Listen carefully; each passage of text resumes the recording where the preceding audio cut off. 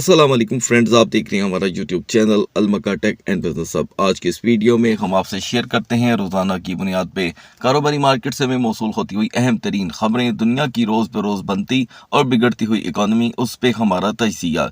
इसी के साथ आपको आगाही दी जाती है कि मार्केट के कौन से फंडामेंटल स्ट्रॉन्ग तजारती सेक्टर्स इन खबरों का कोई असर या इम्पैक्ट ले सकते हैं। इसी के साथ दोस्तों हम आज का तजिया स्टार्ट करते हैं कि एक बड़ा यहाँ पे टैरिफ का जो इम्पैक्ट था वो अब बड़े बड़े स्टोर्स पे आ चुका है। इसका यूएस इकोनॉमी के लिए क्या असर रहेगा, इस पे हम बात करेंगे। उसके बाद आज की अहम रिपोर्ट्स यानी कि फ्राइडे क्लोजिंग से पहले पहले जीडीपी ग्रोथ रेट पे हम आपको दोस्तों यहाँ पर मैक्सिमम एजुकेशन फ्राहम करेंगे। ब्लैक रॉक का यहाँ पर एक नया इथेरियम को लेकर स्टेप, और आफ्टर दैट कतर ने कुछ खबरें थी जिन्हें यहाँ पर रिजेक्ट कर दिया है, और उसके बाद हम मार्केट का रुख इख्तियार करेंगे। सो गाइस, ऐसे में आपने क्या करना है, वीडियो को करना है लाइक, चैनल को करना है सब्सक्राइब। अगर आप चाहते हैं कि आने वाले दिनों में आपसे हमारी किसी भी एक अहम वीडियो का नोटिफिकेशन मिस ना हो तो बेल आइकन के बटन के साथ साथ ऑल के बटन को भी क्लिक कर दीजिएगा।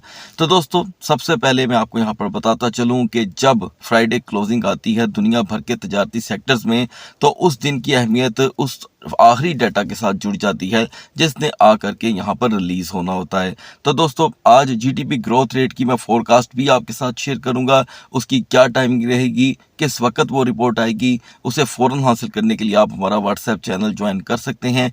लिंक वीडियो के डिस्क्रिप्शन में मिल जाएगा, जहाँ पे आपको फौरी इंशाल्लाह वेरीफाइड न्यूज़ मिलेंगी। याद रखिएगा, वेरीफाइड।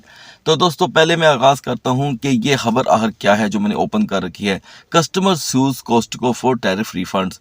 कॉस्टको एक ऐसा स्टोर है दोस्तों, जैसे कि आप जिस भी मुल्क में रहते हैं वहाँ पे आपको ग्रोसरी वगैरह की चीज़ें देखने को मिलती होंगी। तो लिहाजा टैरिफ के दिनों में यानी कि 1 साल और 4 महीने पहले जब टैरिफ को इम्पोज किया गया तो ये टैरिफ हर बड़े स्टोर्स पे देखने को मिला, जिसमें कॉस्टको का भी यहाँ पर दोस्तों जिक्र देखने को मिलता है। ठीक है जी। तो लिहाजा रिटेलर्स ने जो कि है बाकायदा तौर पे अपना काम शुरू कर दिया है। Costco customer in the US has taken the retailer to court demanding that the company accuse potential tariff refund to return money to the shopper who paid more due to the levies. लिहाजा ये वो एक अदद customer है जिसने ये अभी step लिया है, तो आने वाले दिनों में मजीद हो सकता है, क्योंकि उन्होंने अपने रोज़मर्रा की खरीदो फरोख्त की चीज़ों में जो टैरिफ पे किया है, जो एक्स्ट्रा टैक्स पे किया है, वो यहाँ पर वापस होने की या लेने की डिमांड कर रहे हैं। अगर ये आज का एक स्टेप है तो आने वाले दिनों में ये मजीद बढ़ सकता है, क्योंकि ऐसा ही होता है। क्योंकि हमने देखा कि सुप्रीम कोर्ट ने वो तमाम टैक्सेस को जो था वो फ़िलहाल यहाँ तक जो खबर हमें मौसूल हुई थी, जो मैं आपसे डिस्कस कर भी चुका हूँ, उसे यहाँ पे जो कि है नाजायज़ करार दे दिया था। अब जहाँ पर जीडीपी ग्रोथ रेट आज मार्केट में आनी है, उससे पहले मैं यहाँ पर इसका एक फोरकास्ट तजिया भी आपके साथ शेयर करूँ। तो गाइज, जो जीडीपी की रिपोर्ट हमें फरवरी की 20 तारीख को मौसूल हुई थी, जो जनवरी की थी उसमें एक्चुअल 1.4 था, फोरकास्ट 2.8 थी और प्रीवियस 4.4 था। यानी कि जो ग्रोथ रेट थी वो पहले ही फोरकास्ट के मुताबिक सोची जा रही थी कि कम ही आएगी, और एक्चुअल उससे भी कम आई। और आज के दिन के लिए बड़ा अहम होगा ये मामला समझना। देखिए गाइज, आप जानते हैं कि जनवरी और फरवरी में जो पॉलिटिक्स की टेंशन थी, जो गल्फ में हम अभी सुन रहे हैं, वो अभी पीक पे नहीं चढ़ी हुई थी, सिर्फ बातों की हद तक थी। लेकिन अब बातें नहीं रहीं, अब वो वाज़िया तौर पे परवान चढ़ चुकी हैं और आपके सामने होती हुई दिखाई दे रही हैं। अब यहाँ पर तो क्लोज हो गया मंथ फरवरी की रिपोर्ट आज हमें बता देगी कि जी जो यहाँ पर जीडीपी थी वो कहाँ पे ख़त्म हुई। अच्छा, अगर आप यहाँ पर अपना तजिया पेश करेंगे वीडियो के कमेंट सेक्शन में, तो जो यहाँ पर हमारी टीम के लिए बड़ा अच्छा होगा, उसको हम ऑडियंस तक भी पहुँचाएंगे कि हमारी टीम ने यहाँ पर क्या एक्चुअल यहाँ पर जो कि है हमारे लिए पेश किया। अगर मैं यहाँ पर आपको बताऊं और अपना ज़ाती तजिया पेश करूं, तो पहले मैं डिस्क्लेमर दूंगा कि कोई भी अपडेट जो मैं आपको यहाँ पर हमारी वीडियो में फराहम करता हूं वो किसी भी सूरत किसी के लिए भी फाइनेंशियल एडवाइस नहीं है। देखिए गाइस, यूँ तो जो फरवरी का महीना था वो भी ज़्यादातर लड़ाइयों की खबरों से भरा हुआ था। तो मुझे ऐसे लगता है, ये मेरी ज़ाती राय है, कि फरवरी में भी कोई जीडीपी को इतनी इम्प्रूव नहीं हुई होगी। अलबत्ता ये आने वाला वक्त इस चीज़ का फैसला करेगा। और दोस्तों इस बीच हमने ब्लैक रॉक को एक बड़ा स्टेप लेते देखा। 7 घंटे पहले की खबर है दोस्तों, BlackRock stake the Ethereum ETF sees 15.5 M volume on debut. The iShares Stake Ethereum Trust will distribute staking reward on a monthly basis from institutional grade Ethereum validator run by Fivent, Galaxy Digital and Ascent। तो दोस्तों ये तीन बड़ी कंपनियां हैं, इन्होंने यहाँ पर इथीरियम को थोड़ा बहुत जो इन्होंने ख़रीदारी करके उसको स्टेक किया है ताकि उसका एक रिवार्ड हासिल हो सके। मुझे ऐसे लगता है कि ये एक वजह थी जिसकी वजह से आज इथीरियम के अंदर आपको थोड़ी हलचल देखने को मिल रही है, ठीक है। और ज़ाहिरी बात है ETF को दुनिया ज़रा ज़्यादा करीब नज़र से देखती है, तो ये एक बड़ी वजह भी हो सकती है कि आज हमने इथीरियम में अच्छा खासा मूवमेंट लेवल देखा। उसके बाद दोस्तों पिछले तकरीबन 12 घंटों के अंदर क्रूड ऑयल के प्राइसेस जो हैं वो थमने का नाम नहीं ले रहे। तो दोस्तों मैं चाहूँगा कि दुनिया के साथ जुड़े रहने के लिए हमें ये क्रूड ऑयल के प्राइस के ऊपर नज़र रखनी होगी, क्योंकि दुनिया का कोई भी मुल्क हो उसका पहिया इस वक्त इसी तेल के ऊपर चल रहा है।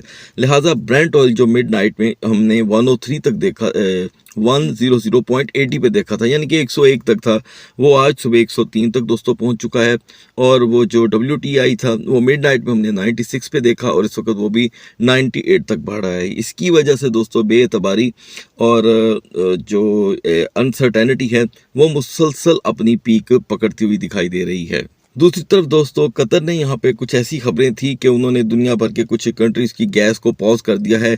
कतर ने खुद उसे यहाँ पर रिजेक्ट कर दिया है और कतर का कहना है दोस्तों कि उसने ऐसा कोई स्टेप नहीं लिया, उनकी जानिब से हर चीज़ बिल्कुल नॉर्मल चल रही है। लिहाजा समझ लें कि खबरों के बाज़ार को नॉर्मल रखने के लिए फौरी तौर पर किसी खबर की जो कि है यहाँ पर क्लैरिटी और वेरिफिकेशन होना बड़ा ज़रूरी है। लिहाजा ऐसा कुछ नहीं है। कतर जो है वो कह रहा है यहाँ पर कि Qatar will always priority people safety over political और इकोनॉमिक गेन, यानी कि उन्होंने हमेशा लोगों की बेहतरी के लिए और सहूलत के लिए कोई भी काम करने से कभी वो पीछे नहीं हटे। तो दोस्तों अब बढ़ते हैं मार्केट की तरफ। सो गाइज यहाँ पर अगर हम एक नज़र मार्केट की तरफ दोहराएं तो हमें पता चलता है कि मार्केट की कैपिटलाइजेशन में इन टफ तरीन हालात में भी कैपिटलाइजेशन थोड़ी सी इंप्रूव होती दिखाई दे रही है। डोमिनेंस में भी 0.10% का इजाफा हुआ है और अचानक यहाँ पर आपको ट्रेंडिंग के अंदर कुछ ऐसी चीज़ें देखने को मिल रही हैं जो पहले से ही अपनी तमाम पोजीशंस अच्छी खासी लूज़ कर चुकी हैं। तो दोस्तों अगर हम यहाँ पे मार्केटों की रिपोर्टों की बात करें तो उसका कंप्लीट तज्जिया तो मैं सैटरडे के दिन आपके साथ शेयर करूँगा, और रही बात BTC Ethereum की, इनका तज्जिया लास्ट में। तो लिहाजा आगाज़ कर लेते हैं BNB से। तो गाइज हमने देखा यहाँ पर कि BNB अपनी तमाम तर पोजीशन और स्ट्रगल के बाद अपने सेम एरा के अंदर अभी अपनी हिस्टोरिकल डाटा को फॉलो कर रहा है। अब से कुछ ही देर पहले जो इसकी सबसे अपर लेवल की कैंडल थी दोस्तों वो हम यहाँ पर काउंट कर रहे थे, ठीक है। और अब जाहिर बात है यहाँ पर BNB ने एक नया ट्रेंड सेट किया है, तो ये हिस्ट्री को थोड़ा सा चेंज कर रहा है। याद रहे कि ये जो कैंडल चार्ट मैंने आपके सामने ओपन किया होता है ये 4 आवर की ईच एक कैंडल का है, यानी कि जब 4 कैंडल यहाँ पे ख़त्म हो जाती हैं तो एक दिन कंप्लीट हो जाता है। तो ये कुल मिलाकर के 15 दिन की परफॉर्मेंस आपके सामने रखता है। तो लिहाजा इस 15 दिन में से हम तकरीबन 9 दिन पहले इसकी यूनिवर्सल सपोर्ट 610 देख चुके हुए हैं, ठीक है। और रूटीन वाइज अगर हम देखें तो BNB ने 640 को अभी भी तरजीह दी है।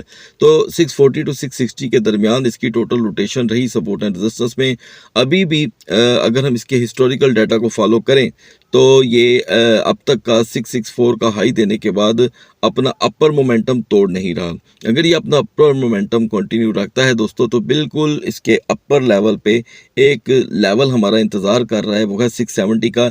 एंड मुमकिन है कि ये डिपेंड करता है कि इसके दरमियान अगर कोई हर्डल नहीं आती तो सपोज जैसे कि यहाँ पर आपको सपोर्ट की तौर पे 2 बुलिश इंगल्फिंग कैंडल बनती दिखाई दे रही हैं जिससे जो BNB को करती हैं मजीद सपोर्ट।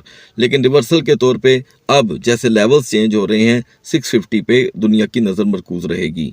लेकिन इस बीच दोस्तों सोलाना अपना जो एतमाद है वो गेन करने में नाकाम है। हमने देखा कि जो बहुत ज़्यादा लेवल इसका समझ लें हमने फेस किया हुआ है वो 83.90 का, मार्केट उस पर एक अजीब सा ट्रेंड बना रही है। ये देखें यू ट्रेंड के साथ साथ उसने एक जिगजैग पैटर्न बना दिया है। तो अभी भी यहाँ पर यूनिवर्सल सपोर्ट सोलाना की जो है वो 80.50 के करीब जो कि है डाटा के कैंडल चार्ट पे देखने को मिल रही है, और रूटीन वाइज हम 84.50 को इधर फेस कर रहे हैं। हालांकि आज हमने वक्ती तौर के लिए सोलाना को 91.10 पे देखा, लेकिन यहाँ पर पोटेंशियल की कमी थी। इस पोटेंशियल को पूरा ये सपोर्ट अगर करती है तो हम दोबारा जो मैक्स रेजिस्टेंस की देख रहे हैं वो 92.90 तक की है, मे बी 92। लेकिन ये सारी चीज़ें डिपेंड करती हैं दोस्तों कैंडल चार्ट वर्किंग के ऊपर। अगर ये अगले 2 घंटे में मिसाल के तौर पे यहाँ पर सपोर्ट बनाने में नाकाम होती है तो मार्केटों का जो कि है हाल जो है वो फिर से 84 की तरफ जाता है, जो डाटा इसका यहाँ पर बता रहा है। तो दोस्तों जैसे कि आप जानते हैं कि टाओ की इन्फॉर्मेशन बहुत से व्यूवर अक्सर हर वीडियो में मांगते रहते हैं, जो बार बार डिस्कस करना पॉसिबल नहीं है, लेकिन जैसे पॉसिबिलिटी होती है उसे ऐड कर दिया जाता है। अलबत्ता टाओ में जो कि है सपोर्ट एंड रेजिस्टेंस है वो किसी हद तक यहाँ पर हमें देखने को मिली, जिस तरह का तजिया आपके साथ शेयर किया गया था। अभी हम यहाँ पर ऐड करने लगे हैं जिक को, जी कैश। तो लिहाजा दोस्तों जिक हम यहाँ पे अगर वाज़िया तौर पे देखें तो जब से इसने 200 की सपोर्ट को ब्रेक किया है, ये देखें 195, तब से लेके अब तक इसका अपर लेवल इसके लिए दुश्वारी का एक पहाड़ बन चुका है। लिहाजा 216 से आज ये रिजेक्ट हुआ है, जो हमें बताता है कि 216 पे जा कर के इसकी रेजिस्टेंस जो है हिस्टोरिकली बस हो रही है, ठीक है। लेकिन अगर हम इसकी 3 से 4 दिन पुरानी हिस्ट्री देखें तो 230 पे भी इसको नाकामी का सामना रहा और 200 इसकी सपोर्ट रही। तो हम पैटर्न में हमेशा हिस्ट्री को जो कि है स्टडी करने की कोशिश करते हैं। लिहाजा एक भी बिग बेरिश कैंडल जो है वो यहाँ पर इससे 200 और 220 के दरमियान इसकी वर्किंग को यहाँ पर हाईलाइट करती चली जा रही है। सो गाइस बढ़ते हैं बीटीसी और इथेरियम के कैंडल चार्ट की तरफ।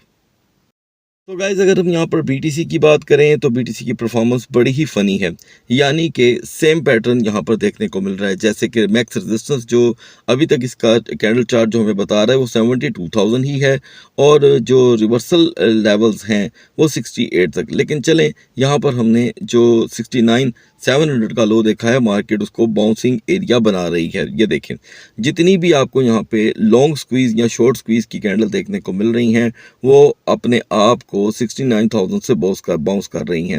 लिहाजा अपर मोमेंटम कंटिन्यू रहने के लिए यहाँ पर एक बुलिश कैंडल का होना ज़रूरी है, जो फ़िलहाल अभी बन नहीं रही। मान लें कि बन भी जाती है तो वो बीटीसी को अगले नए लेवल तक लेके जा सकती है। यानी कि अगर हम इस चार्ट को थोड़ा सा एक्सपेंड कर दें तो हिस्ट्री वाइज हम ज़्यादा से ज़्यादा 74,000 पे गए हैं और वहाँ से रिजेक्शन भी देखी है। तो ये चीज़ें यहाँ पर काफ़ी ज़्यादा किरदार अदा कर सकती हैं, लेकिन all things depend on the scenarios और जियोपॉलिटिकल न्यूज़ भी बड़ी कारआमद रहती हैं। तो गाइज़ अभी अगर सपोर्ट की बात करें तो फंडामेंटल स्ट्रॉन्ग सपोर्ट तो इसकी 65,000 ही है, लेकिन टेम्पररी जिसे हम डिस्कस कर रहे हैं जिससे मोमेंटम अचानक जो बेरिश में कन्वर्ट हो रहे हैं वो 69,000 है। बढ़ते हैं इथेरियम के कैंडल चार्ट की तरफ। मिडनाइट में दोस्तों इथेरियम जो ऑलरेडी 2049 या 45 के करीब था, उसने अपने दिन का आगाज़ जो है वो एक पॉजिटिव कैंडल के साथ किया है। कैंडल चार्ट स्टडी के मुताबिक हम 2090 तक की यहाँ पर मैक्स इसकी हिस्ट्री को रिवर्सल देख रहे थे, लेकिन यहाँ पर कुछ नया आया है, वो है 2148 का। लेकिन उसके बावजूद आप हिस्ट्री को ही फॉलो कर रहे हैं और आप वापस आते देख रहे हैं अपने आप को 2100 पे। ये कोई इसका वीकर लेवल तो नहीं है, लेकिन ओवरस्टे जो है इसे दोबारा 2050 की इसकी पुरानी सपोर्ट की तरफ लेकर के जाता है। ये देखें 1 2 तो क्यों ना 3 टाइम भी इसकी हिस्ट्री को देखा जाए। ज़्यादा 2050 इसकी सपोर्ट रहेगी और नेक्स्ट पुशअप के लिए अगर मार्केट से पुश कर भी देती है 2150 को हम एक सूरत में यहाँ पर कुछ बनाता हुआ देख रहे हैं कि अगर मार्केट अपनी सपोर्ट पे यहाँ इवनिंग तक अपनी बुलिश सपोर्ट कैंडल यानी कि एंगल्फिंग की शक्ल में नहीं बल्कि बुलिश मारूबूदू की शक्ल में क्रिएट करे तो इथेरियम में कुछ आपको सीरियस बिहेवियर देखने को मिल सकता है, जस्ट लाइक 2150, क्योंकि यहाँ तक ही इसकी कैंडल जो है वो पास्ट में भी टच होकर वापस आई है। सो गाइज आई होप ये वीडियो और ये तज्जिया आपके एजुकेशनल लेवल के लिए जो कि है बेटर साबित हो। अगली वीडियो तक अल्लाह हाफिज़।